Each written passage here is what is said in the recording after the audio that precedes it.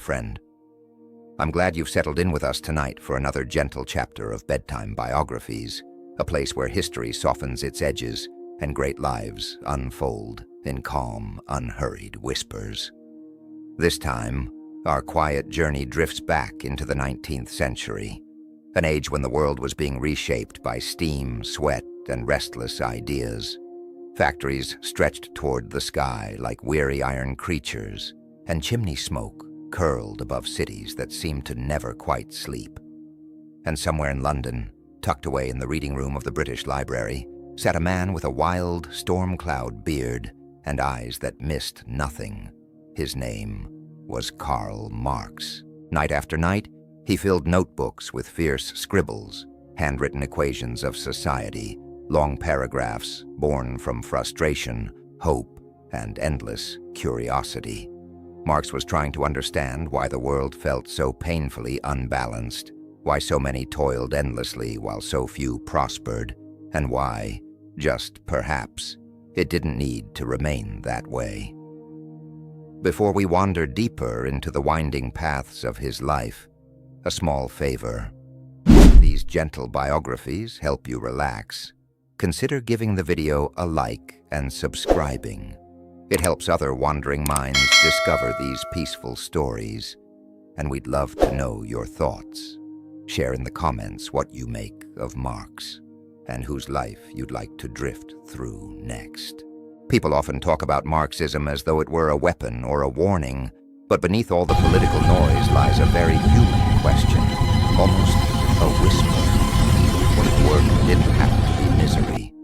What if the things people create, the food, the garments, the homes, truly belonged to the hands that shaped them?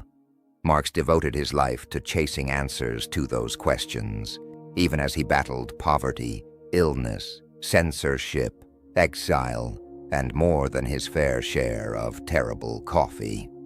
History would later seize his ideas and twist them in every possible direction, sparking revolutions, manifestos, new governments, and fierce debates that still reverberate today. But tonight isn't about the storms that came later. Tonight, we meet the man himself, not the global symbol. A clever, stubborn, passionate thinker, flawed and brilliant in equal measure, who believed deeply that the world could be kinder than the one he was born into. So as the day fades and your breathing slows, settle into the quiet.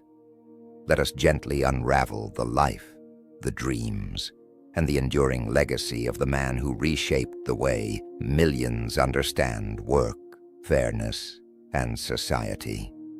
This is the bedtime biography of Karl Marx. Chapter 1. The Boy Who Would Unmake the World.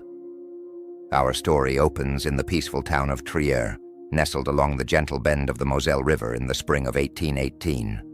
It was a place where Roman stone walls slowly faded into the earth, ivy crept over centuries-old ruins, and vineyards shimmered in the sun like a rolling green quilt. In a modest home on Brückengasse Street, a newborn named Karl Marx entered a world he would someday challenge to its foundations. His father, Heinrich Marx, was a lawyer of sharp wit and sharp suits, a man who admired the thinkers of the Enlightenment and believed deeply in the power of reason. He had converted from Judaism to Lutheranism, not out of spiritual revelation, but because the Prussian state demanded it of anyone seeking professional advancement. Karl would later inherit that same blend of practicality and fire, the ability to bend rules when needed yet still burn with conviction. Their home hummed with ideas. Heinrich filled the rooms with volumes of Voltaire, Kant, and Rousseau, while Karl's mother, Henriette, provided the warmth, nurturing her children with thick Dutch soups and the soft humor of old proverbs. Between philosophy and folklore, young Karl grew up believing that the world was not fixed, but something clay-like, something humans could shape if only they understood it. By the time he was a student at the Friedrich Wilhelm Gymnasium, his teachers noticed two unusual traits. First, Carl wrote with an intensity far beyond his years, pages overflowing with abstract questions, bold arguments, and grand declarations. Second, he had the unnerving habit of pulling at every thread in an argument until the whole thing came undone. Some instructors admired him. Others found him exhausting. At 17, he produced his graduation essay, ostensibly about Christian unity. But buried underneath the pious phrasing was another sentiment entirely. A hint that human solidarity, shared struggle, shared burdens, was more sacred than any doctrine. His headmaster described him as brilliant, yes, but warned that he possessed too much intellectual energy for his own good. Trier, meanwhile, whispered contradictions into the young man's ears. Roman amphitheaters stood beside medieval guild halls, all watched over by the stiff bureaucratic presence of the Prussian state. Old and new, free and restricted, devout and skeptical. The contradictions piled up like the terraced vineyards across the riverbanks. And although Carl didn't yet have a name for what he was feeling, those tensions would later become the foundation of his worldview. His father hoped Carl would follow a respectable path into law, settling into a stable, comfortable existence. But the boy who had grown up between bookshelves and shifting identities, between Jewish heritage and Lutheran conformity, between Enlightenment ideals and Prussian censorship, had already begun to ask questions too dangerous for quiet legal offices. In the autumn of 1835, Carl left home for university. He carried a single trunk, an unmanageable stack of notebooks, and a mind buzzing with ideas. The sleepy banks of the Moselle would remain dear to him, but he would return only rarely. Each visit home would show a boy who had grown a little sharper, a little more defiant, and a little more certain that the world didn't simply need improvement. It needed transformation. 2. Hegel's angry apprentice. University life struck Carl like a bolt of electricity. Bonn, where he first enrolled in 1835, was a lively place of poetry clubs, smoky taverns, and duel-loving students who treated their scars like medals. Carl dove into it all. He drank too much wine, accumulated debts with astonishing speed, and once spent a night in jail after a particularly rowdy celebration. It was a chaotic contrast to the serene vineyards of Trier. His father's letters soon oscillated between exasperation and heartbreak. Heinrich scolded his son for his reckless behavior, but worried more that Carl was drifting far from the safe, respectable future planned for him. But even Heinrich sensed that his son was being pulled towards something larger than law exams or social etiquette. Carl's path shifted dramatically in 1836 when he transferred to the University of Berlin. The city carried none of Bonn's warm, student-filled evenings. Berlin was stern, disciplined, and buzzing with ambition. And at its intellectual center lingered the monumental influence of Georg Wilhelm Friedrich Hegel, whose philosophy of history, unfolding through clashes of opposites, electrified the young Marx. Carl soon gravitated toward the young Hegelians, a rebellious circle of thinkers who used Hegel's ideas not to praise the Prussian state, but to criticize it.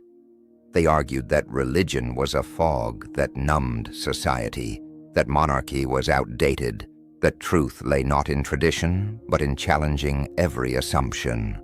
Their gatherings lasted deep into the night, filling dim apartment rooms with cigarette smoke and revolutionary speculation. The transformation in Carl was swift. The law lectures he was supposed to attend were abandoned entirely. Instead, he buried himself in philosophy, history, economics, anything that explored how power worked and why injustice persisted. He scribbled dramatic poetry about humanity and the void, pieces so intense that even his friends teased him for their fiery gloom. Heinrich, watching from afar, was horrified. His letters pleaded. When will you return to the life of a good Christian? When will you stop surrounding yourself with atheists? But the old world had already lost its hold on Karl. He had stepped into a realm of ideas that made the Prussian state seem small, rigid, and painfully temporary. By 1839, Karl was researching his doctoral thesis on ancient Greek materialism, a deliberate challenge to the idealist philosophy dominating German universities. Knowing Berlin would never approve such heresy, he submitted his thesis to the more liberal University of Jena, earning his doctorate in 1841 at just 23 years old. He imagined briefly a future as a professor. But the Prussian government slammed that door shut almost immediately. When his mentor, Bruno Bauer, was dismissed for radical views, Karl understood that he too had been blacklisted. There would be no university post for a man who questioned the pillars of the state, and so Karl stepped onto a different road, one filled with journalism, political agitation, and the stirring beginnings of revolution.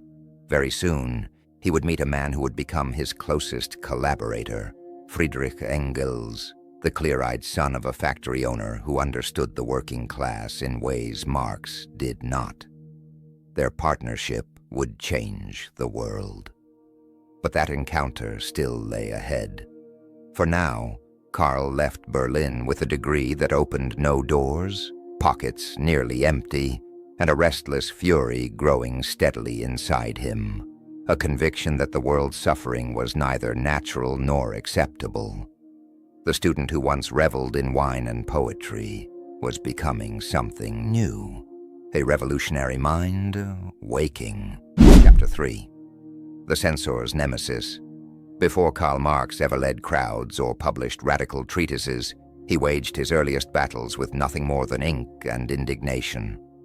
In 1842, Cologne was a place of chiming church bells and stiff Prussian uniforms, but tucked inside a cluttered editorial office sat a young man determined to push against the boundaries of his age.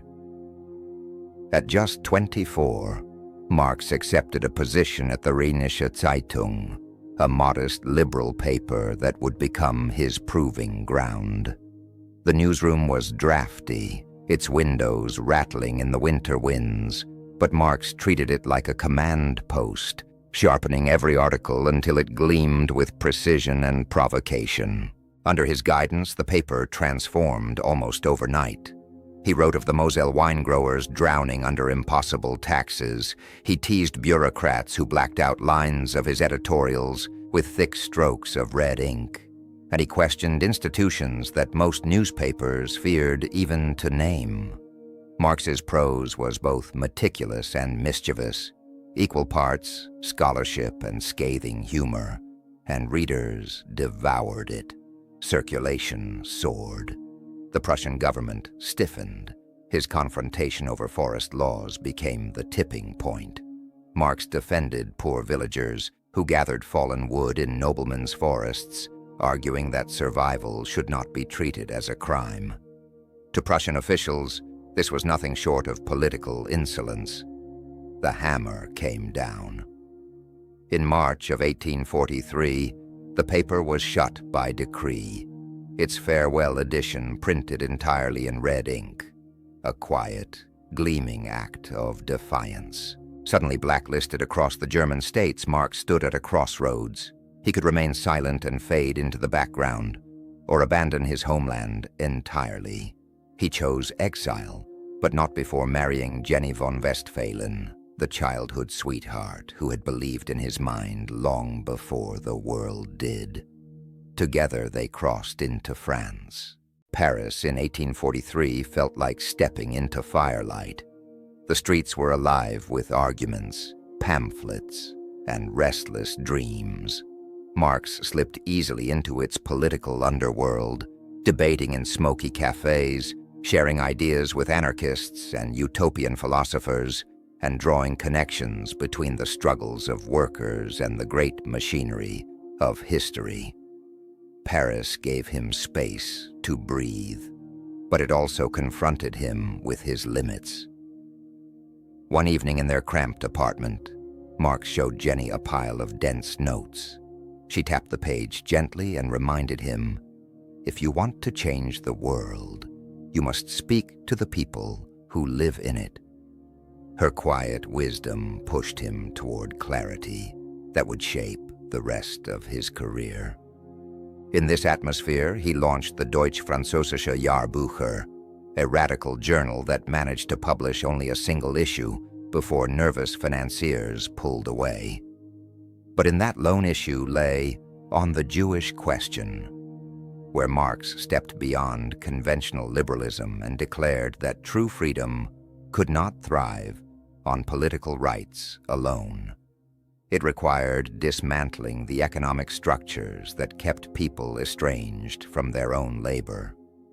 As winter settled over Paris, police reports began to mention a bearded German stirring up dangerous conversations at the Café de la Régence. By early 1845, under pressure from the Prussian authorities, the French government ordered Marx to leave the country.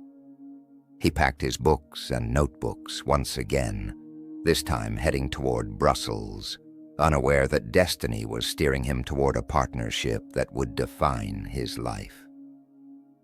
A young man from Manchester was about to cross his path, one who understood factories not from theory, but from inside their choking, grinding gears. Chapter 4. The Capitalist Who Bankrolled a Revolution. The meeting was unplanned, almost casual. A collision of minds in a Parisian cafe in the heat of August 1844.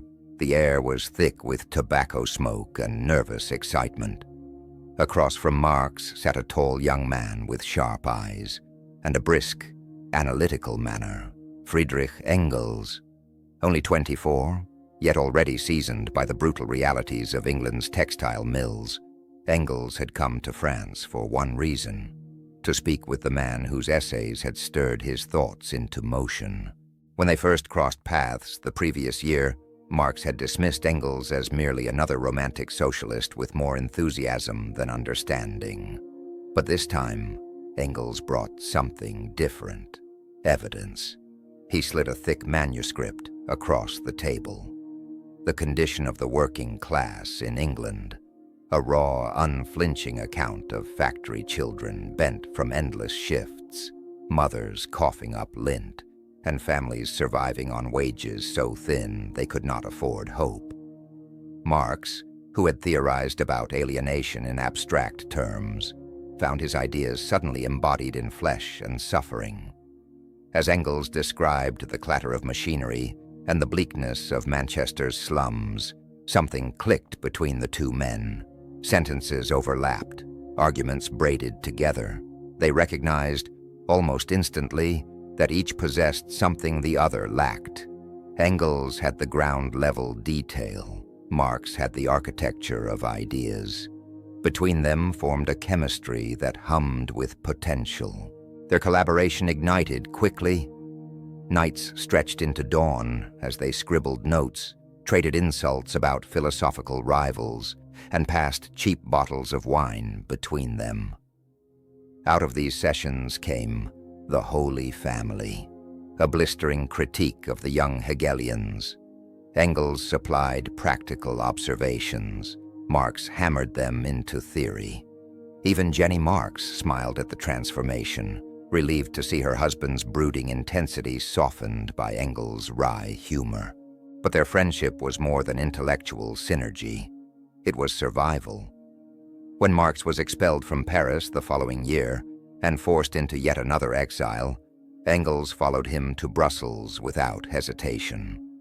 Though he lived frugally on the margins of his father's wealth, he shared what he had with the Marx family, slipping money into letters and quietly paying overdue bills.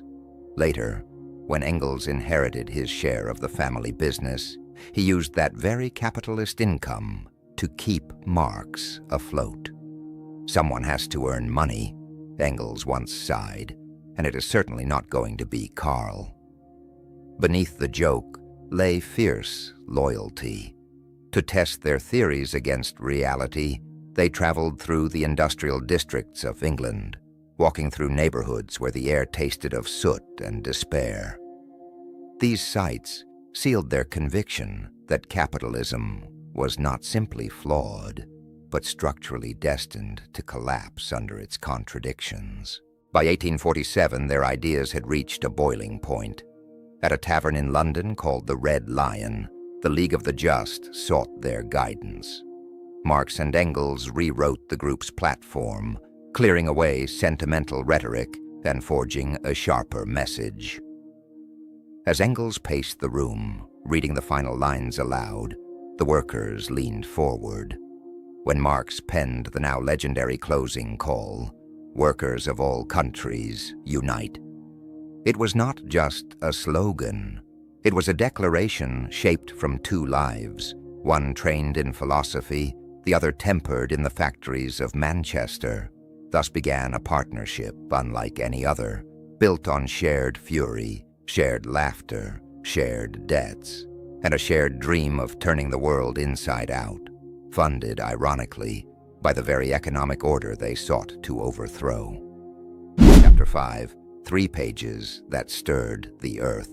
For years, the League of the Just had existed like a half-remembered rumor, a loose circle of German exiles and weary craftsmen meeting in rented rooms above London shops, speaking softly of justice but unsure how to bring it forth. Yet everything shifted in 1847, when Karl Marx and Friedrich Engels arrived with the beginnings of a new manifesto. The group's quiet conversations hardened into purpose. Gone was the old air of secret handshakes and mystical slogans. Under Marx and Engels, the League shed its skin and emerged as the Communist League, disciplined, assertive, and armed with the ambition to draft a blueprint for social upheaval. That winter in Brussels, Marx's tiny flat transformed into the League's unofficial nerve center. The place always smelled faintly of ink and boiled potatoes, and Jenny Marx often moved between rooms with a pot of tea, offering calm smiles to shoemakers, typesetters, and students who gathered around their cramped table. Marx paced as he dictated ideas that seemed to tumble out faster than he could capture them. Engels, seated nearby with his sleeves rolled up, took Marx's sprawling sentences and honed them into sharper, cleaner lines. Their partnership was a kind of alchemy, Marx generating sparks, Engels shaping them into flame. One evening, when the candlelight flickered against stacks of draft pages, Marx paused and murmured the opening thought that had been lingering in his mind. "A specter is haunting Europe." Engels lifted his head, narrowed his eyes, and made a quick note in the margin. Too dramatic, perhaps too poetic. But even he could not deny how the phrase throbbed with a sense of approaching thunder. It remained, becoming one of the most iconic lines in political writing. What emerged from those winter months was more than a pamphlet. It was a concise explosion of historical analysis. In barely 24 pages, Marx and Engels distilled centuries of human society into a single driving force: the struggle between classes. Capitalism, they argued, had swept away entire worlds of tradition and hierarchy, only to erect its own, more ruthless order in their place. The bourgeoisie, for all its innovations, had reduced every meaningful bond to mere exchange. The manifesto praised capitalism's transformative power, even as it predicted its inevitable unraveling. Then history seemed to accelerate, to meet their words. In February 1848, revolution erupted in Paris, toppling the monarchy in a whirlwind weekend of barricades and shouting crowds. To many, it felt as though Marx's predictions had materialized on command. Expelled from Brussels amid the chaos, he rushed toward Paris, welcomed as the returning theorist of a growing movement. Within weeks, he founded a new paper in Cologne, Neue Rheinische Zeitung, urging German workers to push beyond the timid reforms offered by frightened liberal politicians. Meanwhile, Engels, ever drawn to action as much as philosophy, joined armed militias in the Rhineland, helping to defend revolutionary positions. But the revolts across Europe began to crumble.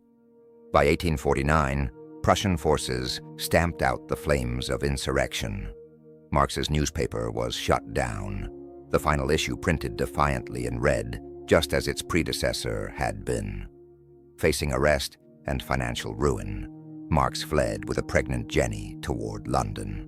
Engels, after a dangerous escape through Switzerland, followed soon after. London greeted them with gray skies and defeat. The uprisings had failed, the Communist League had fractured, and their precious manifesto had barely sold a few dozen copies, scattered pamphlets read by scattered men. Yet in that bleak exile, something subtle began to happen. The manifesto slipped into worker societies, hidden inside bundles of cotton or tucked beneath parcels of books. Its lines began migrating from hand to hand, as though carried by an underground current. Marx could not yet imagine the destiny of those 3 pages, how they would echo through revolutions to come. For now, there were only damp floors, shivering children, and the quiet persistence of a man who believed that even in failure, the seeds of history were taking root. Chapter 6. The Prophet of the Reading Room. London in the 1850s wrapped itself around the Marx family like a persistent chill. Never hostile, but never forgiving. Their 2-room lodging on Dean Street smelled faintly of damp plaster and the sour tang of overused fireplaces. The walls were so thin that Carl and Jenny could hear their neighbors rehearse arguments, lullabies, and broken dreams. Exile had stripped them of comfort, but it had not dimmed Marx's determination. Each morning, wrapped in a threadbare coat, Marx walked through fog-laden streets toward the British Museum. Its vast reading room, with its domed ceiling and warm lamplight, became his sanctuary.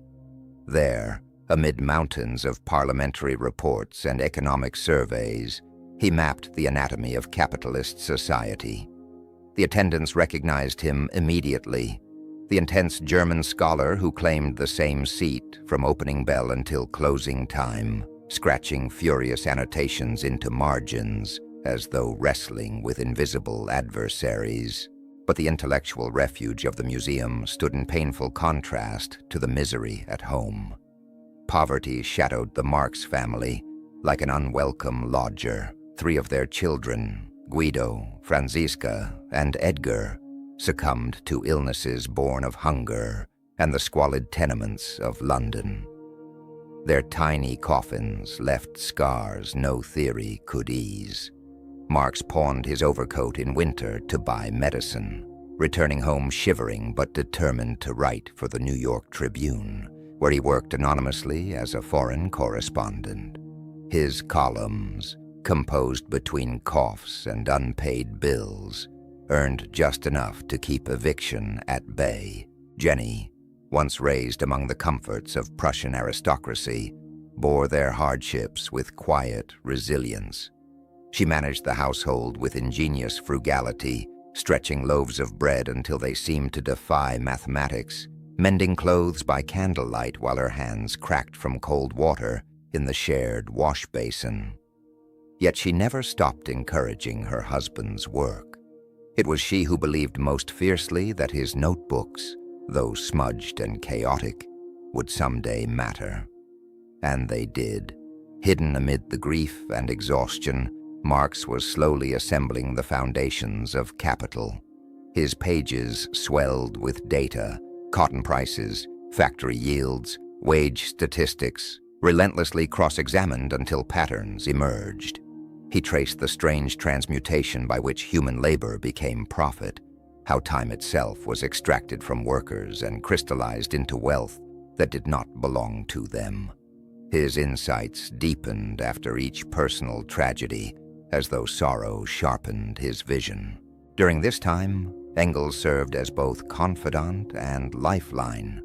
From Manchester, Where he managed the family's factory with thinly veiled disgust, Engels sent money each month to ensure the Marx family would not starve. Their letters traveled back and forth like an emotional ballast, Engels reporting on cotton markets and profits that he despised, Marx detailing his latest discoveries about surplus value and exploitation. It was an odd duality, Engels earning money in a system he condemned, Marx surviving on that same income while dissecting its inner machinery. When a global economic panic struck in 1857, Marx rushed back into research with renewed intensity, believing the crisis might prove capitalism's undoing. But the system steadied itself again, factories reopened, and Marx, still unpublished, returned to the long, lonely labor of perfecting his manuscript. Yet something within him had transformed. The fiery young polemicist of Cologne had become a scholar who had stared deeply into the abyss of economic power and begun charting its dimensions. The first volume of Capital remained unfinished, its pages bearing stains of tea, tobacco ash, and grief. But the heart of his theory now pulsed with clarity, that the modern world rested on a brutal equation, human life and energy transmuted into profit, living labor converted into dead capital. Marx, the perpetual wanderer, would dedicate the rest of his years to exposing the gears of that machine with a precision that would eventually shake the world. Chapter 7. The Phantom of the Reading Room. By the time the 1860s settled over London, Karl Marx had become as permanent a fixture in the British Museum as the marble busts that lined its halls. Day after day, he drifted into the reading room like a restless ghost, coat frayed, beard threaded with gray, ink forever smudged on his fingertips. The attendants barely glanced up anymore. They simply nodded toward his usual place, seat 07, as though reserving a pew for a devoted parishioner. There, beneath the soft yellow lamps, he built a strange and sprawling manuscript, half scientific autopsy, half political thunderstrike. Its title, Das Kapital, seemed almost too small for the monstrous creation taking shape across the pages. Marx dissected capitalism with the precision of a surgeon and the fury of a man who had spent years watching the poor crumble in the shadows of factories. But the work came at a cost. His old boil infections, the carbuncles that tormented him relentlessly, returned with painful regularity. Whenever they flared, he worked standing up, hunched over his desk like a scholar punished by his own determination. His letters to Engels often read like melodramatic dispatches from a battlefield, reports of aches, sleepless nights, and the indignity of trying to theorize while unable to sit. At home, life teetered between ordinary domestic routine and revolutionary fervor. Jenny Marx pawned small bits of their belongings, cutlery, keepsakes, anything with even the faintest value, just to purchase more paper. Their children played quietly, while Marx muttered over wage reports and factory statistics. Little Eleanor sometimes perched beside him, copying out neat rows of letters while unknowingly tracing the vocabulary of a new political world. The manuscript grew, and with it, Marx's obsession. He poured into it the horrors he had unearthed. Children stunted by phosphorus fumes, seamstresses collapsing after working without rest, families renting wooden coffin beds for a single night's shelter. He laced his economic arguments with dark satire, slicing apart economists who treated suffering as mathematical inevitability. When Capital, Volume 1, finally saw print in 1867, the reception was almost anticlimactic. 1,000 copies sat quietly in Hamburg warehouses, waiting for readers who never arrived. British newspapers ignored it completely. Even sympathetic socialists grumbled that reading it felt like scaling a mountain in the dark. August Bebel famously said the book gave him headaches. Only Engels saw the spark buried inside and launched a subtle campaign to promote the work, writing anonymous reviews and persuading friends in Germany to do the same. Slowly, capital began to find its way into unexpected hands. Factory workers, Russian radicals, even curious businessmen searching for intellectual novelty. Critics often missed its deeper purpose, praising its prose while dismissing its conclusions, as though admiring the craftsmanship of a blade without understanding it was meant to cut. But beneath the equations and footnotes lay something unmistakably human. Marx's attempt to map the invisible wounds of a system that fed on time, breath, and life. Meanwhile, the later volumes existed only as chaotic drafts scattered across his desk, each page a battlefield of digressions, notes on medieval land systems next to scribbles about fertilizer chemistry.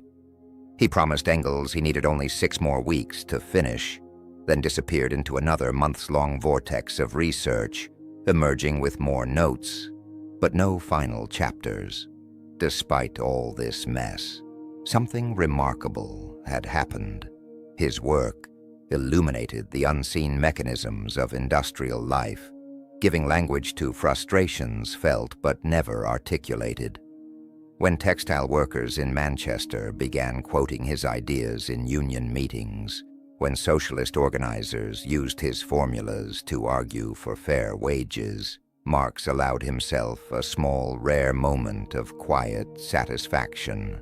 From a dim reading room in London, his monster had slipped out into the world, alive and growing, no longer just his. Chapter 8. The Brotherhood of the Restless and the Radical. In the autumn of 1864, St. Martin's Hall in London hummed with a strange electricity. Delegates from across Europe filled the space, French followers of Proudhon, Italian Republicans dreaming of independence, British trade unionists hardened by years of factory battles, and German exiles still carrying the embers of 1848 in their eyes. It was a gathering built from hope, anger, and the shared exhaustion of workers bruised by the new industrial age. Karl Marx slipped into this crowded hall almost quietly, though he would soon become its guiding voice. What emerged from that night was the International Working Men's Association, the First International, an ambitious attempt to unite workers across borders in a common struggle. The world that birthed it was unforgiving. English mill workers barely earned enough to eat. French miners lived in dark tunnels for days at a time. German children lost fingers to machinery before they even learned to write. Marx, now middle-aged and weary but fiercely determined, saw a rare chance to build something bigger than any single movement. The working class must learn to command its own destiny, he wrote to Engels. Though he'd never led soldiers, he imagined the International as a kind of global headquarters for social transformation. But unity among radicals was easier dreamed than accomplished. Each faction carried its own ideology, like a sacred relic. Marx's brilliance lay in crafting founding documents that were just ambiguous enough to please everyone. The statutes promised liberation, but left the method undefined. His inaugural address condemned exploitation with luminous language while carefully avoiding references that would alarm the more cautious delegates. To the anarchists in France, the International resembled a federation of self-governing communes. To British unionists, it looked like a promise of better wages and shorter hours. To Marx, it was the first fragile step toward a scientific, organized workers' movement. For a time, the International flourished. When metalworkers in Paris went on strike, dock workers in London sent funds. When Swiss laborers protested wage cuts, German activists distributed supportive pamphlets in secret. Marx spent countless hours mediating disputes, writing resolutions, and quietly outmaneuvering his political rivals. The greatest of these rivals was Mikhail Bakunin, the towering Russian anarchist whose booming voice and appetite for chaos matched his size. Their ideological clash soon spilled into pointed letters and bitter debates. Marx accusing Bakunin of childish impulsiveness, Bakunin calling Marx manipulative and power-hungry. Their feud became a shadow war shaping the organization's every decision. By 1872, tensions reached a breaking point. At a contentious meeting in The Hague, Marx orchestrated a strategic shift. He moved the International's headquarters to New York, a location so distant that it effectively dissolved Bakunin's influence. It was a bureaucratic masterstroke, and also the beginning of the end. The International sputtered on for a few more years before fading entirely, drained of members, money, and direction. Yet its impact lingered like an echo.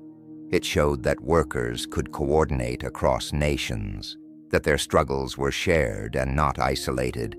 It made terms like proletariat and bourgeoisie part of political vocabulary.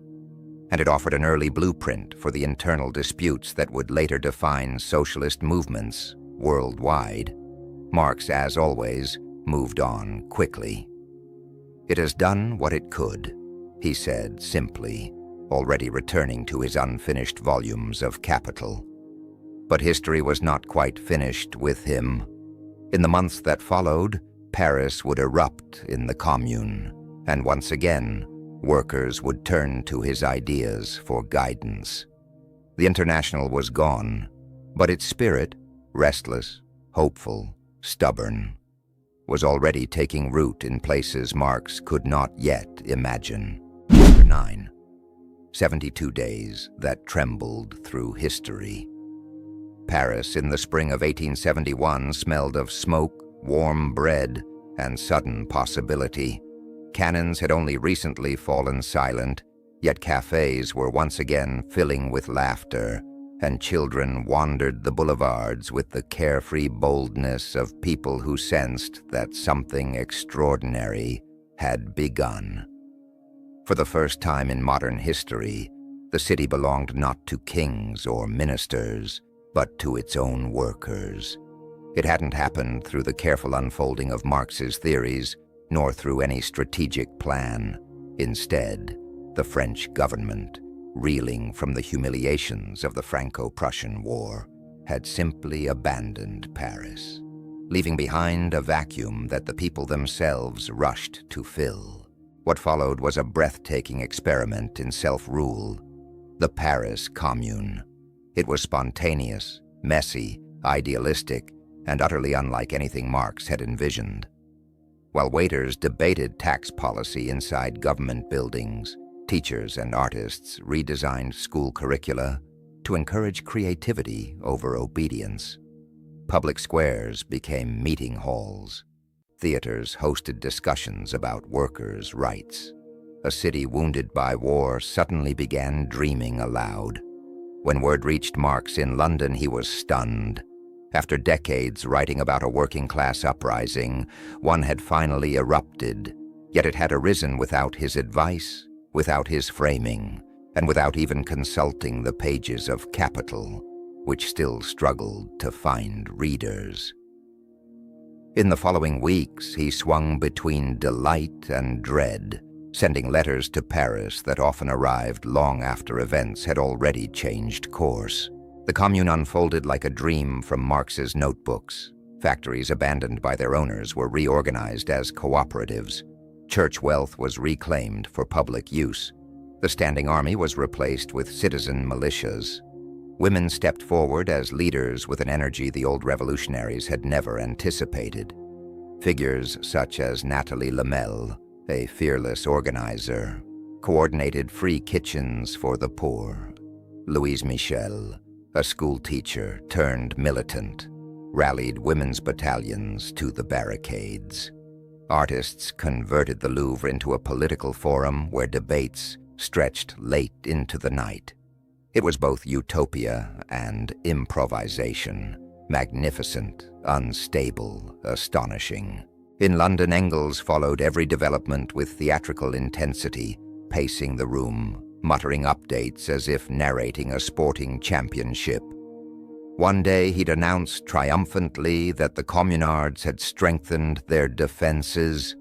The next he'd cry out in frustration as Versailles troops reclaimed lost ground. Marx kept writing through it all, drafting what would become the Civil War in France, trying to capture the fragile brilliance of what was unfolding. But history has a habit of rushing downhill. In May, French government forces launched their assault. What followed was so brutal that even hardened war correspondents struggled to describe it. The fight dissolved into street-by-street slaughter. An estimated 20,000 Parisians, many of them ordinary laborers, seamstresses, or clerks, were killed in a single horrific week. Women clutching their children were shot in the open. Teenagers were lined against the wall of Père Lachaise Cemetery and executed so ruthlessly that the marks still scar the stone today. Witnesses claimed the River Seine ran red. When the smoke cleared, Marx's pamphlet spread faster than any book he'd written. Radicals from Moscow to Chicago quoted his line describing the Commune as the finally discovered political form of working-class emancipation. Yet behind the public admiration, Marx was shaken. He spent weeks rereading the casualty lists, tracing names with trembling fingers. The Commune had proved that workers could govern themselves and demonstrated the terrible price they might pay for trying.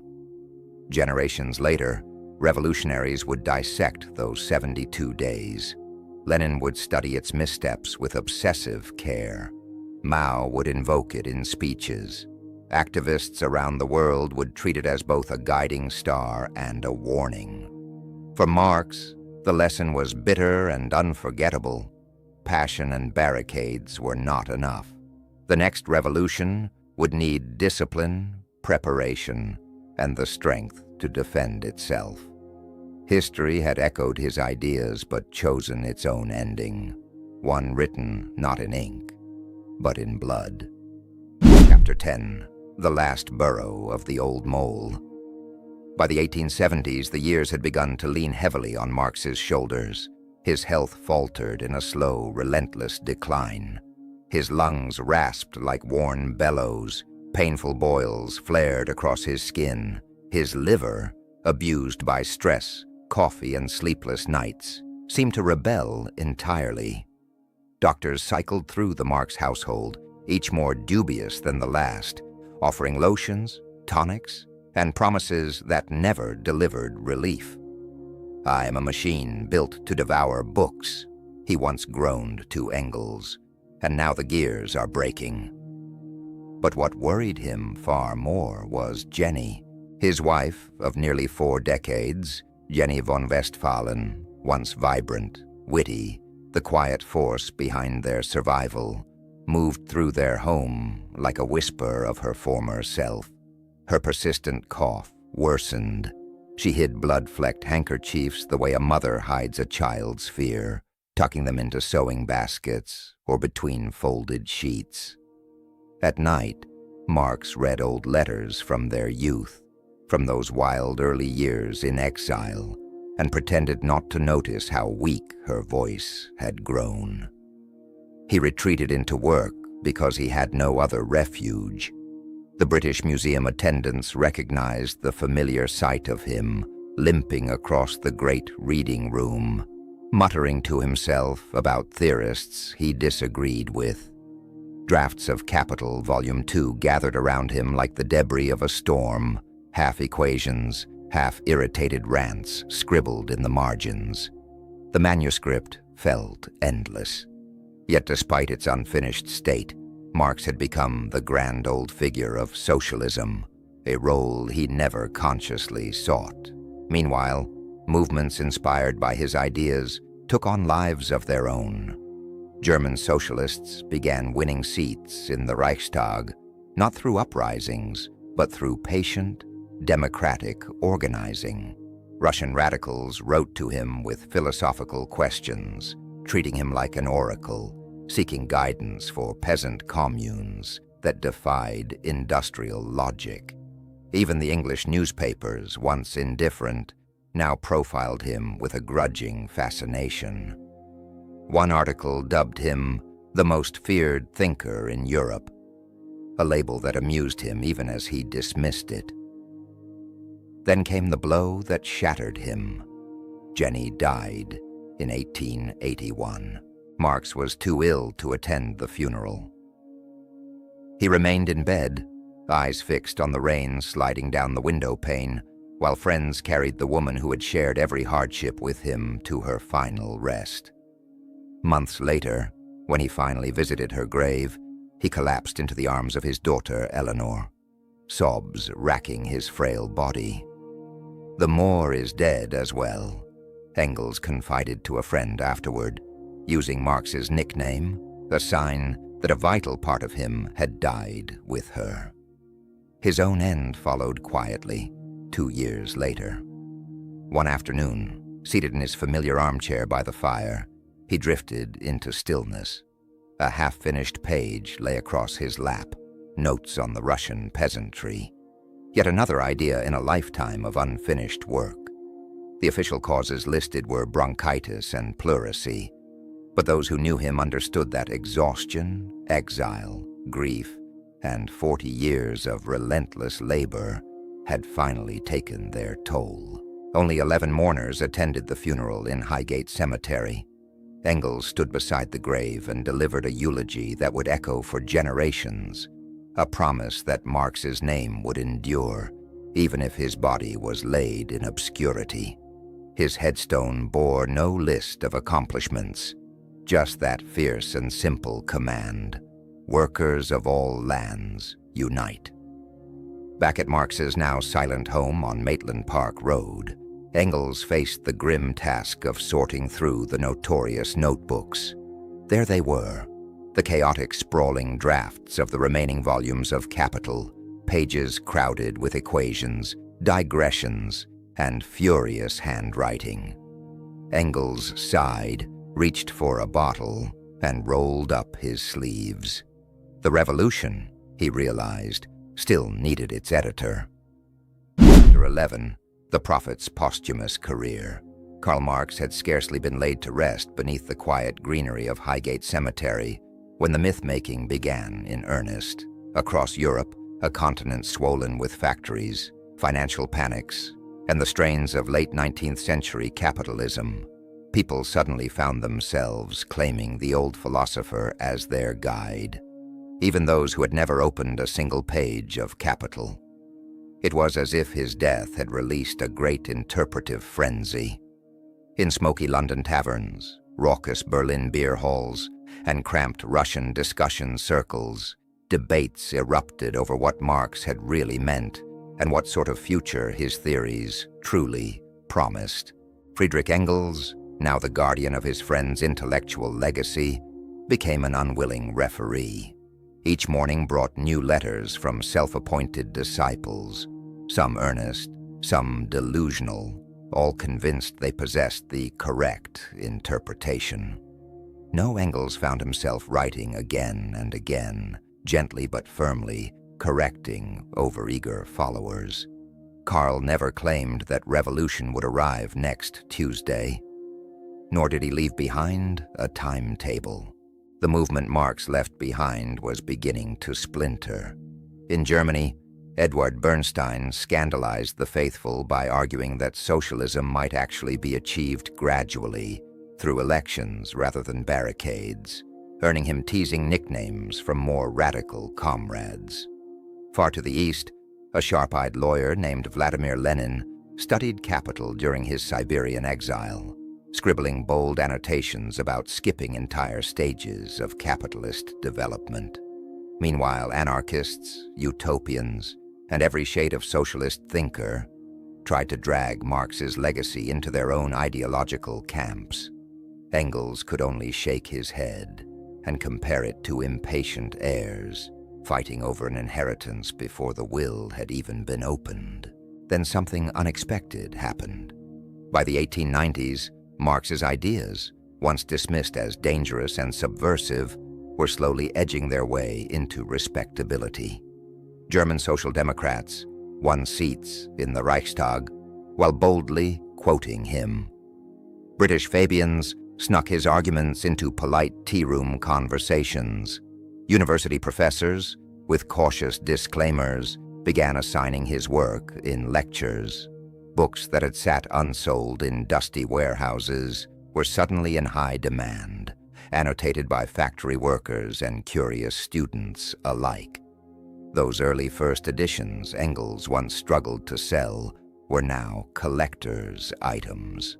Engels himself delivered one final great labor of love, the publication of Capital, Volume 3, painstakingly assembled from Marx's sprawling, chaotic notebooks. Critics leapt on its inconsistencies, not realizing they were wrestling with a manuscript stitched together from decades of incomplete notes. For a time, during Europe's economic upswing, it seemed Marx's predictions of capitalism's collapse had lost their force. Newspapers declared with smug satisfaction that the old mole had finally gone blind. History, however, had its own sense of timing. The failed Russian Revolution of 1905 revealed that workers could indeed rise up. Revolutionaries took notice, and by 1914, the world was shuddering toward a conflict that would tear apart every political certainty. European socialist parties, once committed to international unity, fell into patriotic fervor as war began. In the trenches, Marx's dream of global working-class solidarity seemed to drown in mud and gunfire. But in a quiet corner of neutral Switzerland, Lenin reread Marx with renewed intensity. He believed the carnage offered proof that imperialism was capitalism in its most predatory stage, and that Marx's theories needed updating for a new century. When the Bolsheviks seized the Winter Palace in 1917, they unfurled banners bearing Marx's stern profile. His words shaped their decrees. His theories became their foundation. The man who spent his life as a penniless exile was suddenly the intellectual patriarch of the world's first socialist government.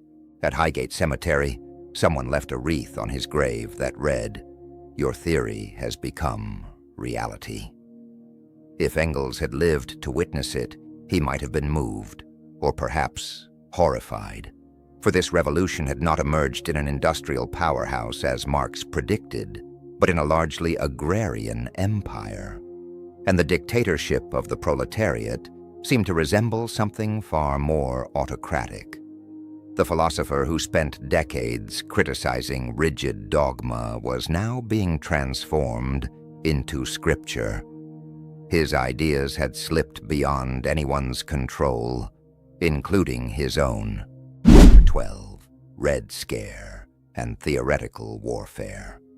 As the 20th century unfolded, the world didn't simply grapple with Marx's ideas, it staged an enormous, often violent tug-of-war over them. After the Russian Revolution, Marx's thoughtful, bearded face appeared everywhere. In Moscow, it gazed down from official portraits. In Cuba, it appeared on revolutionary billboards. In China, it even emerged in theatrical performances, woven into operas and propaganda posters alike. His name had become a symbol, invoked by movements on every continent. Meanwhile, in the West, merely mentioning dialectical materialism made governments twitch. The Cold War was more than an arms race. It was a global intellectual duel. Marx's theories became battlegrounds on which nations projected their fears and ambitions. In the Soviet Union, Marx ceased being a complex thinker and instead became the unchallengeable cornerstone of a sprawling ideological empire. The Institute of Marxism-Leninism employed battalions of scholars to produce definitive editions of his work, each page carefully aligned with state doctrine. No one dared suggest that capital contained ambiguities. Stalin reportedly kept a heavily notated copy by his bedside, though whether it served as nighttime reading or simply a tool for flattening mosquitoes remains uncertain. Western nations responded with their own blend of panic and appropriation. FBI agents infiltrated student Marxist groups, only to discover gatherings of undergraduates passionately debating alienation over weak coffee. Hollywood churned out anti-communist films where heroic businessmen rescued naive workers from sinister Bolsheviks, ironically validating Marx's argument that ideology always serves power. Even Disney joined the fray, releasing a small animated fable in which a cheerful American squirrel outsmarts a brooding Marxist owl. Yet the most compelling work often came from thinkers trapped between competing empires. In a stark Italian prison cell, Antonio Gramsci filled notebooks with elegant theories about cultural hegemony, arguing that power is upheld not just through coercion, but by shaping what society accepts as common sense. Meanwhile, the Frankfurt School in Germany reworked Marx for the modern age of mass media, dissecting radio broadcasts, advertisements, and consumer culture. For their efforts, they were denounced by both Soviet hardliners and Western anti-communists, one of the few things those groups ever agreed on. By the turbulence of the 1960s, Marx's ideas had escaped the lecture halls and the Kremlin. French students splashed his slogans across Parisian walls during the electrifying protests of May '68. The Black Panthers blended the Communist Manifesto with community programs and racial justice activism. Even economists who disliked Marx's conclusions grudgingly admitted he understood capitalism's boom and bust rhythms better than most. In an irony Marx himself might have savored, Wall Street firms began hiring Marxist theorists to predict financial crises. Capitalism, it seemed, could even commodify the ideas meant to critique it. But for all this enthusiasm, the old arguments persisted. Scholars in the Soviet bloc dismissed their Western counterparts as soft reformists. Western Marxists accused their Eastern peers of reducing living theory to rigid dogma. And the workers Marx had devoted his life to understanding often found both sides detached from real struggles. In the end, the philosopher who believed history turned on class conflict might have felt a weary amusement at watching his ideas become the fuel for academic brawls, propaganda battles, and geopolitical maneuvering. Or perhaps he would simply have smiled, lit a cigar, and returned to his notes. After all, the world still teemed with contradictions, and there were always more to unravel. Chapter 13. Marx goes viral. The 21st century was meant to be the age when Karl Marx finally faded into historical quietude. After all, the Soviet Union had vanished. China was blending socialist slogans with unmistakably capitalist realities, and even old-school revolutionaries were hesitantly revising their resumes. For a brief moment, it looked as though Marx's theories would retreat into academic footnotes, mentioned politely, but rarely taken seriously. Yet history, always fond of irony, was preparing a twist worthy of a novelist's imagination. Instead of disappearing, Marx resurfaced in the unlikeliest way. As an accidental spiritual guide for gig workers, stressed-out millennials, and anyone who had ever stared at a 5-star rating system and wondered what had become of their dignity. The shockwaves began in 2008, as financial institutions shuddered, as banks toppled like dominoes, and as governments scrambled to rescue the same billionaires who helped orchestrate the crisis. An unexpected trend emerged. Sales of capital surged, not gently, but explosively, at rates no publisher had seen in decades. Protesters at Occupy Wall Street held up dog-eared copies next to handmade signs. Professors who hadn't opened the book since their graduate years found themselves pulling it off the shelf, whispering, "Was the old man actually onto something?"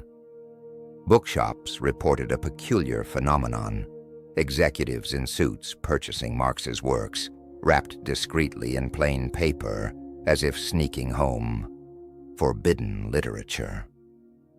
The irony was almost cinematic.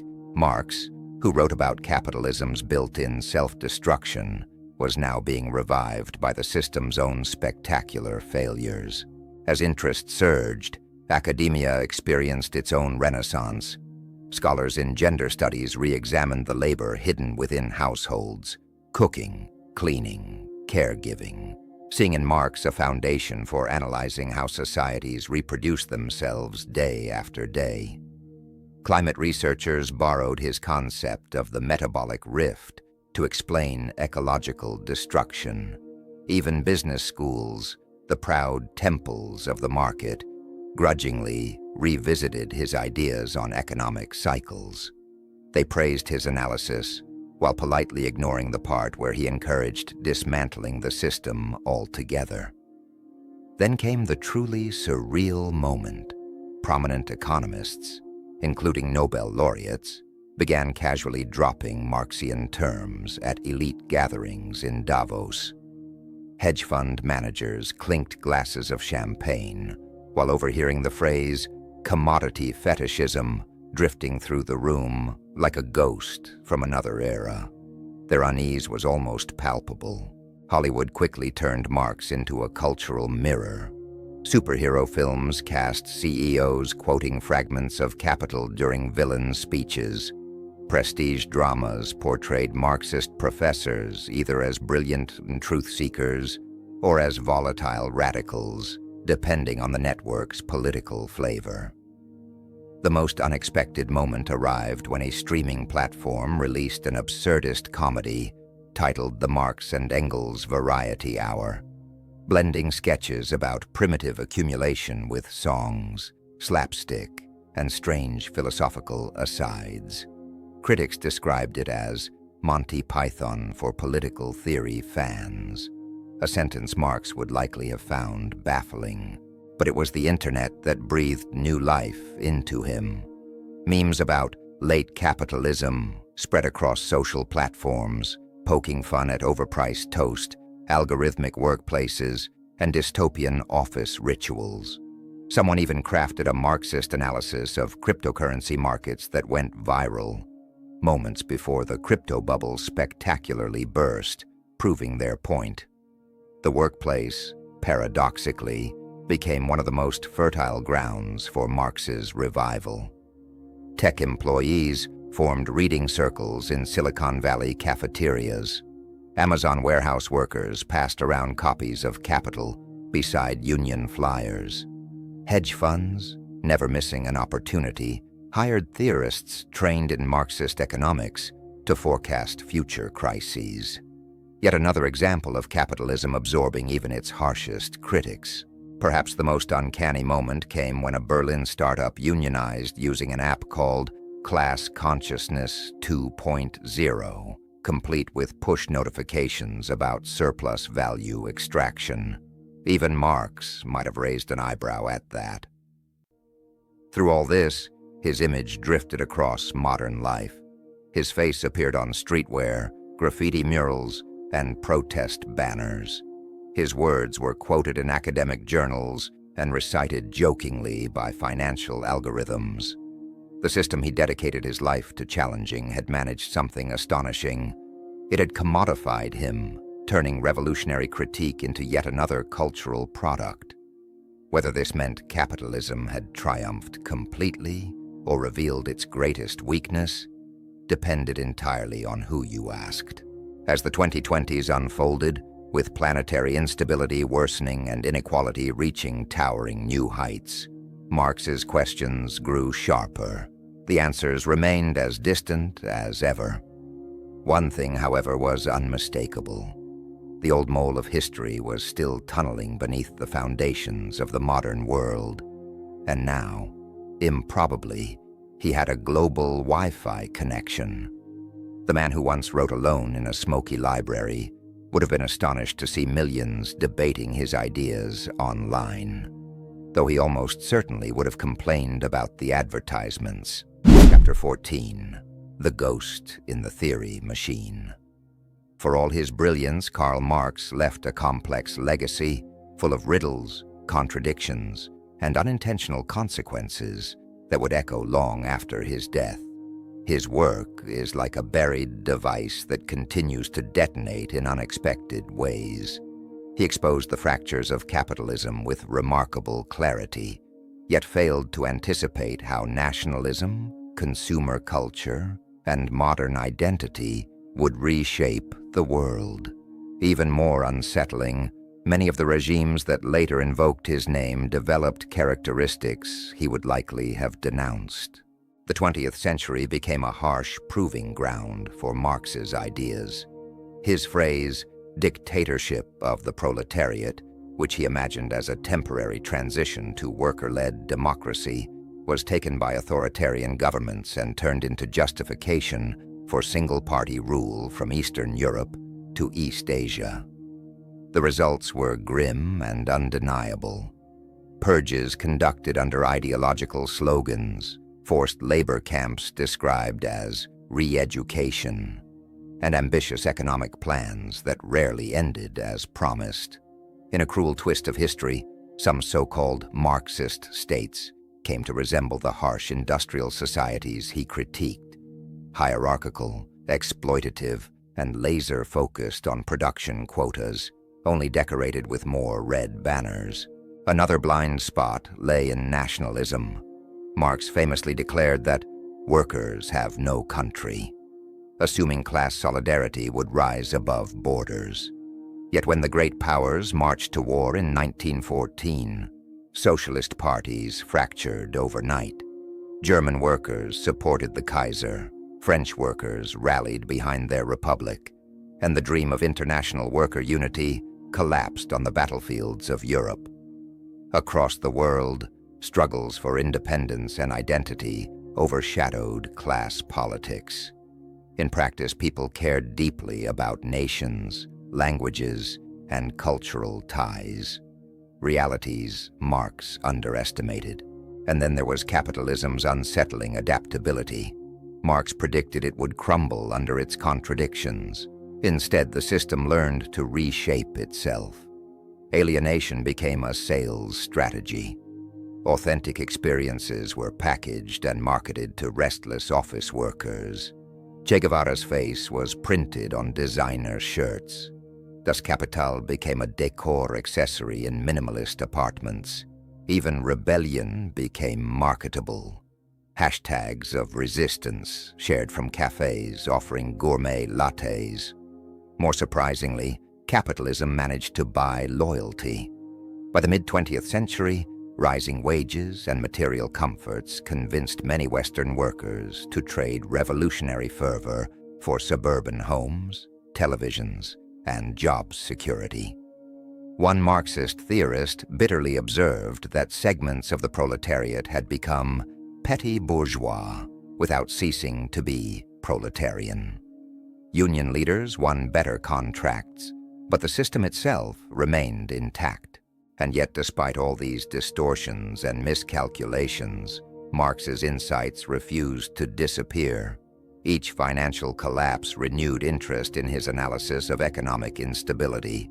Every new technological wave, from assembly lines to artificial intelligence, seemed to echo his concerns about alienation. His warnings about capitalism's tendency toward monopolies proved prophetic in an age dominated by global tech giants. It was as though the contradictions he described were playing hide-and-seek across the centuries. The most remarkable part of Marx's legacy might be this.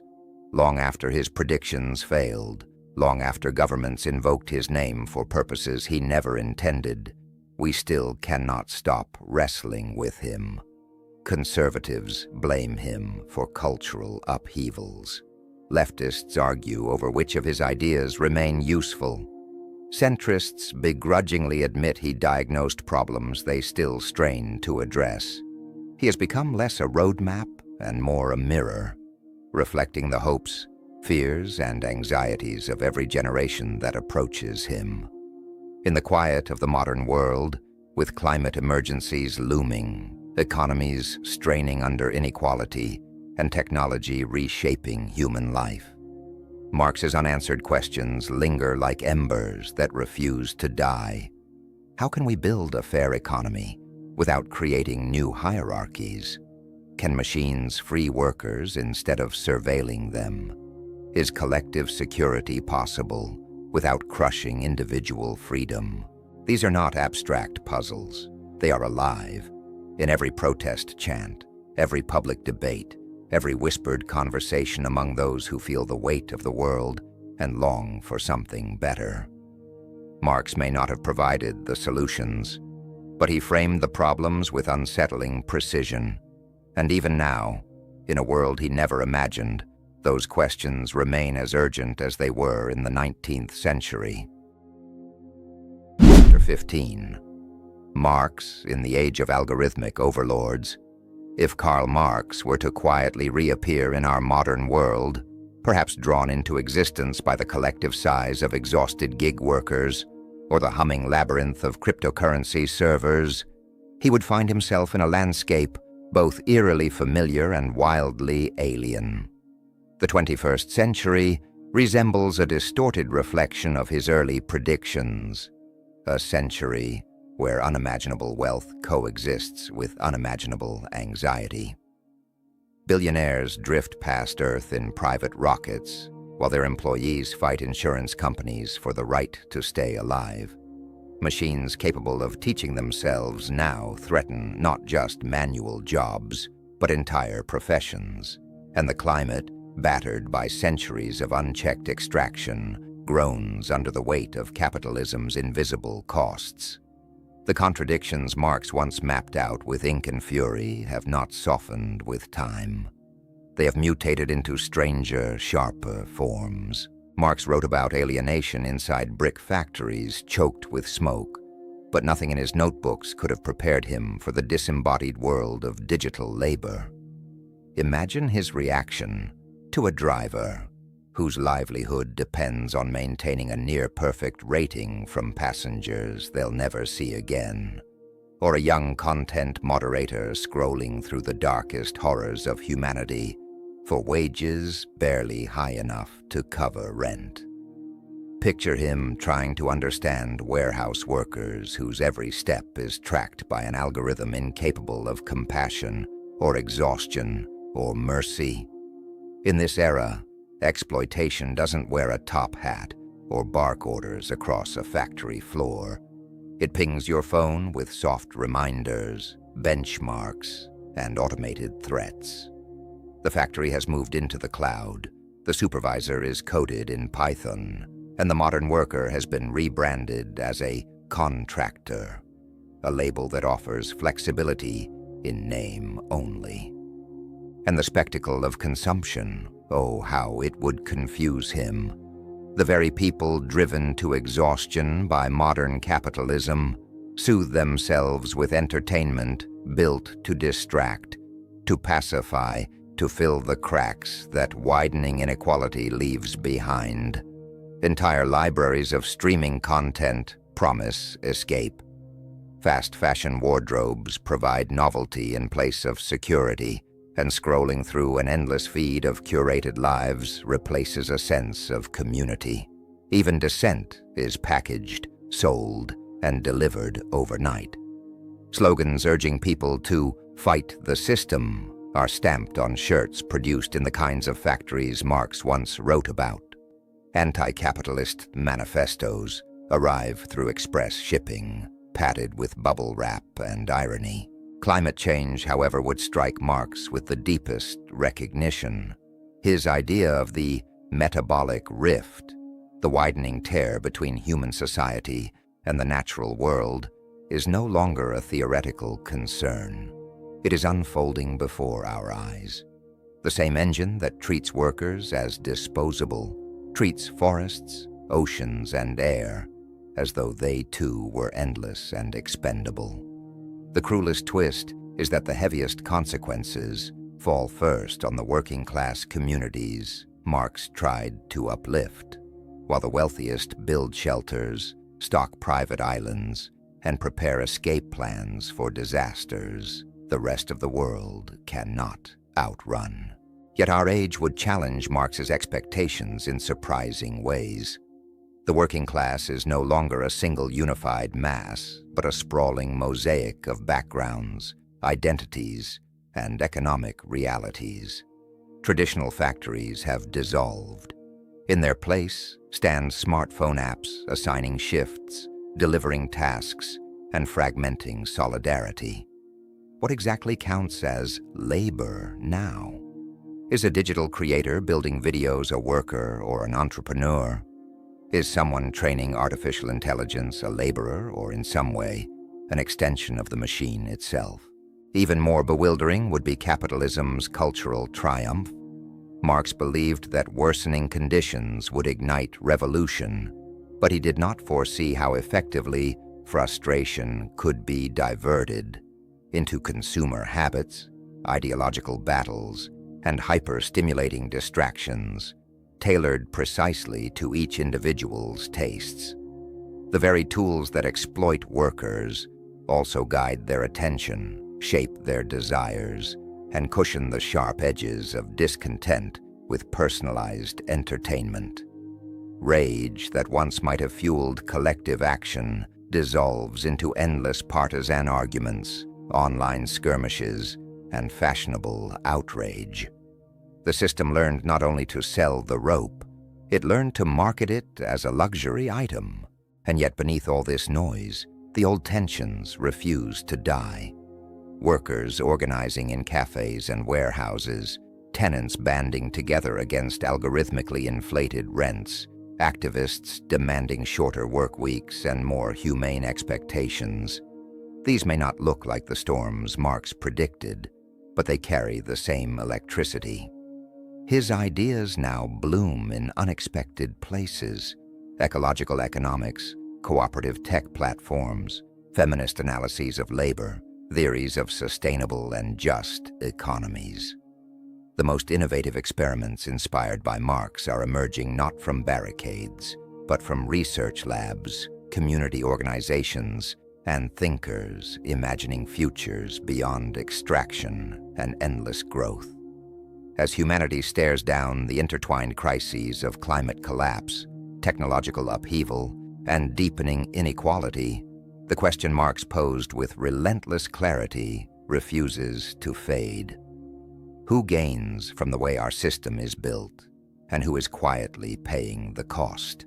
The cast of characters may change, the technologies may evolve, but the question remains, and it continues to echo through protests, policy debates, and late-night reflections on the meaning of work in an automated age. Epilogue: the specter that still walks.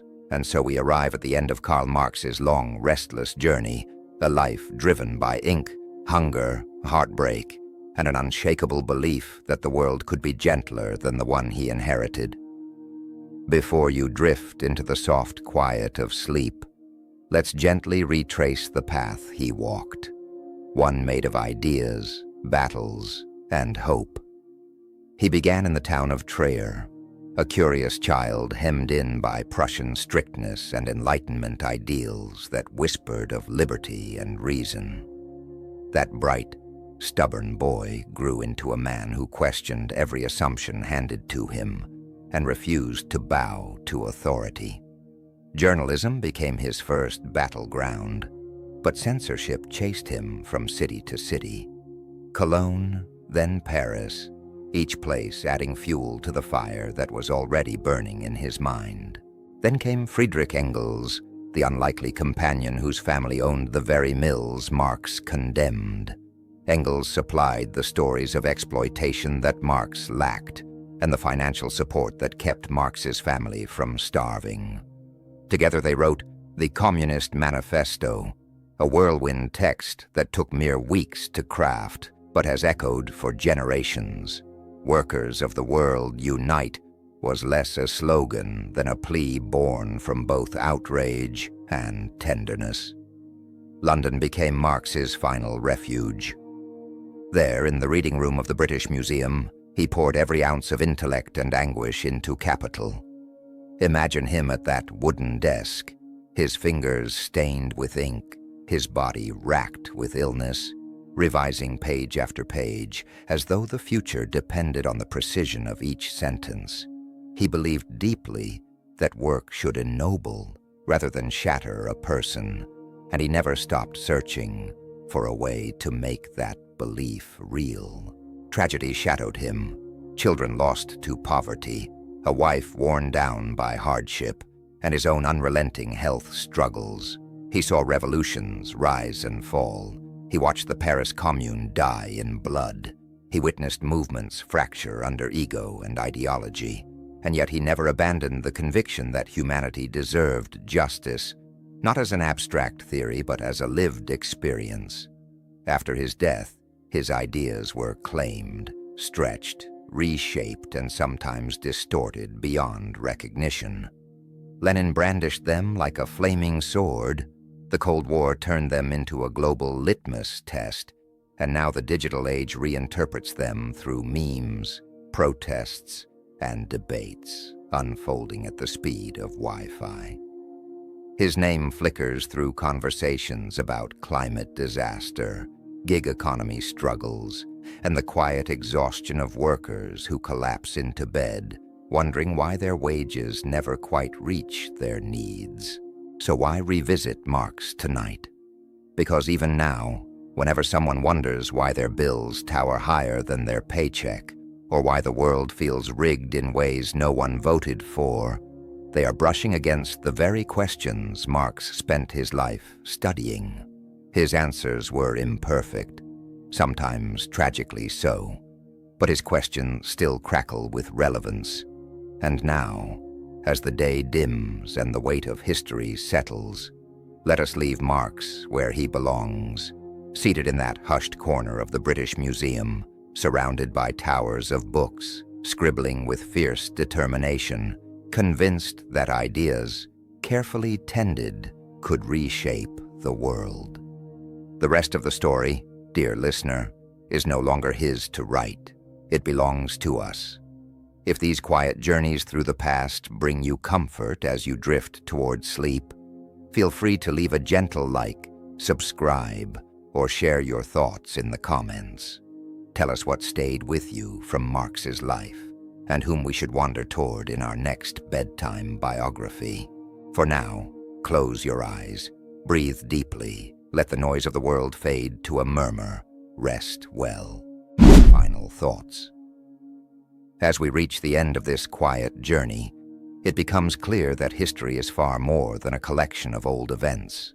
It's a mirror that shows us who we are and who we may become. The stories we explored tonight remind us that human beings have always wrestled with fear, ambition, uncertainty, and hope, just as we do now. Civilizations rise, falter, and rise again. But what endures is the courage to adapt, the curiosity to question, and the willingness to imagine something better. These quiet reflections aren't meant to stir worry, but to offer perspective, to show that even in times of great change, humanity has always found a way to move forward. As you drift toward rest, let these thoughts settle gently. You are part of a much larger story, and your choices shape its next chapter. If this calm exploration helped you unwind, relax, or slip closer to sleep, I'd be glad to walk with you again on another night. These stories are here whenever you need a peaceful escape or a gentle companion to guide your imagination toward rest. So if you'd like more quiet journeys like this, more mysteries, more reflections, more softly told moments from the past, feel free to tap the like button and subscribe before you close your eyes. No rush, no pressure. Just a quiet way to make sure the next story finds you exactly when you need it. For now, breathe slowly, let the day drift away, and ease into sleep. Good night.